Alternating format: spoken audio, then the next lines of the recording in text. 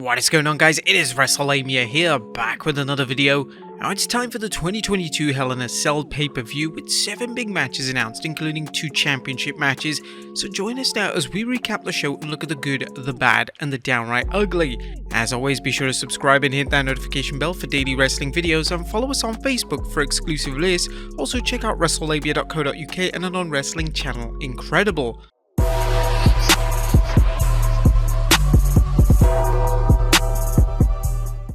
Now the show opens up with a triple threat match for the Raw Women's Championship as champion Bianca Belair takes on Asuka versus Becky Lynch. Now it's the merry-go-round battle you'd expect with a triple threat, with Asuka and Becky Lynch looking strong, but Bianca Belair showing why she's become such a top star. Asuka lock on Becky, but Bianca breaks things up. Becky then throws Bianca out of the ring and hits a woman-handled slam on Asuka.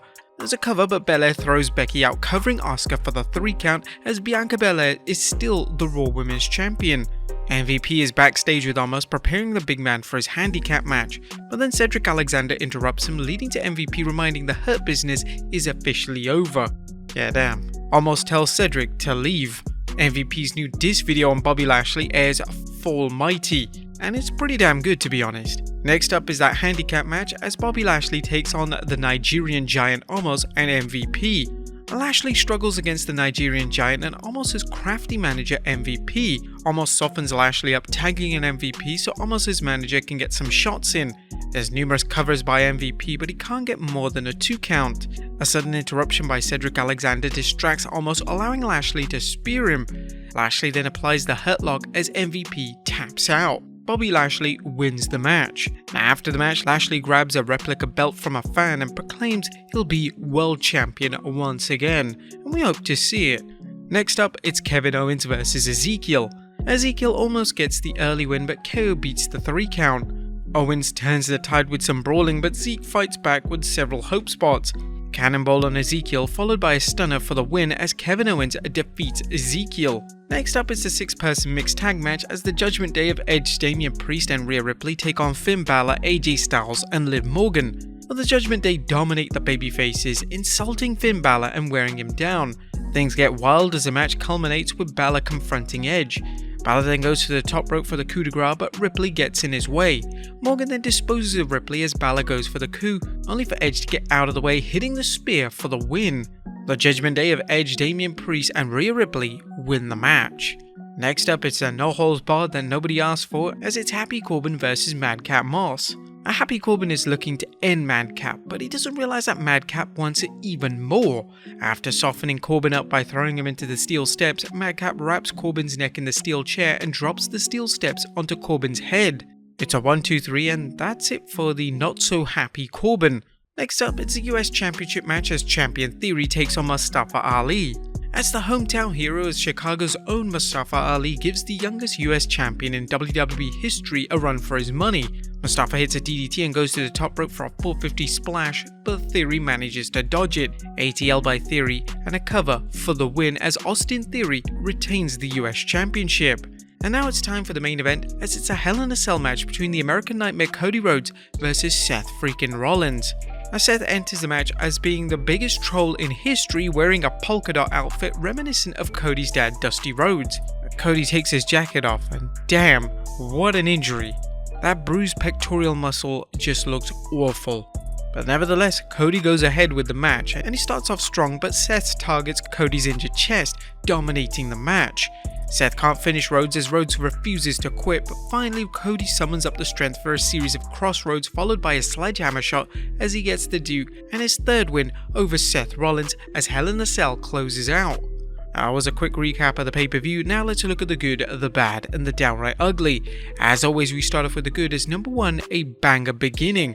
A rare is a WWE pay-per-view that doesn't start off with a banger match, and tonight's Raw Women's Championship match was no exception. The announcers did a terrific job pointing out Asuka and Becky's championship pedigree while also reminding the fans how Bianca won women's championships at back-to-back WrestleManias. Of course, the fans weren't there for the announcing, and all 3 superstars lived up to the hype, with everyone getting their moments in the sun as they made it clear anyone could win the match. And seriously, this wasn't Asuka of today, this was NXT's Asuka. She just looked so incredible in the match.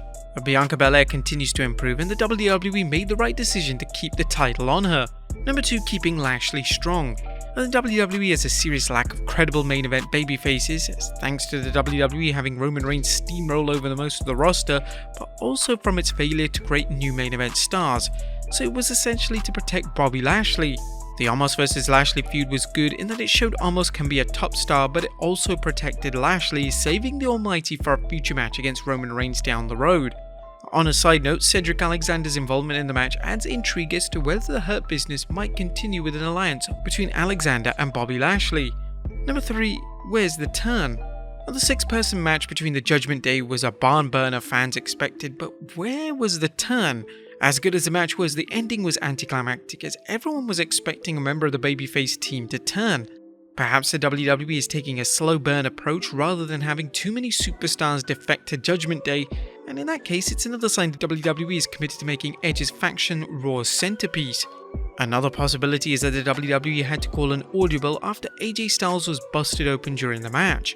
While the WWE tried to cover up the incident, several fans attending the show reported AJ was cut. While the exact cause is unknown, he was bleeding enough that WWE official reportedly brought out a towel and AJ did his best to stop the bleeding while the match continued in the ring. There's no word on his current condition, but we will continue the following story. Number 4, Morgan's making progress. Liv Morgan continues to get better in the ring, with tonight's 6-person tag match being one of her best performances to date. It probably didn't hurt that Morgan worked around 5 of the WWE's top performers. Morgan is going to be 28 on 8th June and she's at the point where she could be a capable performer.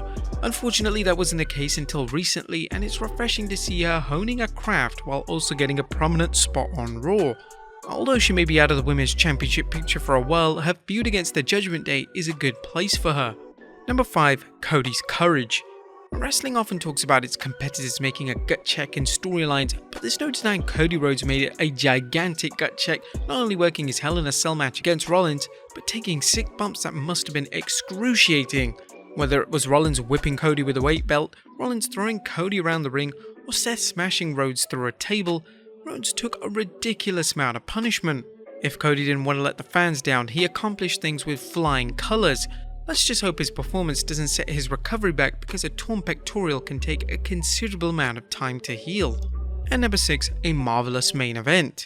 Now, as amazing as Cody's courage was, both he and Seth Rollins deserve credit for making the Hell in a Cell match even better than their first 2 matches. In fact, this has been an amazing trilogy of matches though. Rhodes and Rollins have an undeniable chemistry in the ring, and somehow they kept their series fresh with every single match. Now, while this is speculation on our part, it seems likely that Seth Rollins did his part to protect Rhodes as best he could, despite the series of sick bumps during the match. Rollins also played his maniacal character well, especially when he mocked Cody's dad by wearing polka dots to the ring like the American Dream did during his 90s WWF run. But that was a good whatever the bad is. Number 1, another terrible trope. Isn't it awesome when a wrestler puts another wrestler through the security barrier? Well, not anymore, as the spot has entered the terrible trope category, right up there with AEW's overuse of the lights out trope. The WWE would be better off reviving the days when wrestlers were put through the Spanish announce table at every pay-per-view, as at least that was good for comedic relief. Omos has worked enough matches where the WWE doesn't need to rely on the same old spots to get him over. If they can't get him over with his size and improved ring work, things are looking uncertain for him, which brings us to our next point. Number 2, Omos' uncertain future. What's next for Omos? That's the million-dollar question concerning the Nigerian giant, as it's unclear how the WWE is going to book him after his program with Lashley. Although the WWE did a good job protecting him during the series, it's difficult to think of an interesting opponent for him. He's clearly not ready for a world title program just yet, and WWE has no other viable foe other than perhaps Brock Lesnar. The problem with Lesnar is that he's too protective for the WWE, so it's unlikely fans will think Omos has any serious chance of defeating the Beast. Number 3, a boring brawl. Tonight's no-holds-barred match between Happy Corbin and Madcap was a reminder that you can't polish a turd even by using a special match stipulation. This isn't an attack on either wrestler, but a critique of the WWE booking these two into the ground. The only SmackDown feud more tired than this is the New Day versus the Brawling Brutes. Corbin and Madcap worked the match a bit too slow, which is understandable in light of the crazy hard way they've flung at each other, but nevertheless, this one needs to stop before the fans turn on Madcap. Now, there was nothing ugly about last night's show, and Hell in a Cell delivered with some solid matches at the start and at the end. It's incredible to think that WWE was able to run Cody vs Seth, and had Cody bowed out, most would have actually understood. However, had he bowed out, it's safe to say the show would have been ruined. The lesson here is that the WWE is desperate for top stars, as the WWE barely squeezed 7 matches for this premium event. But what did you guys think of Hell in a Cell? Let us know in the comments down below, and I'll see you next time with some more wrestling content.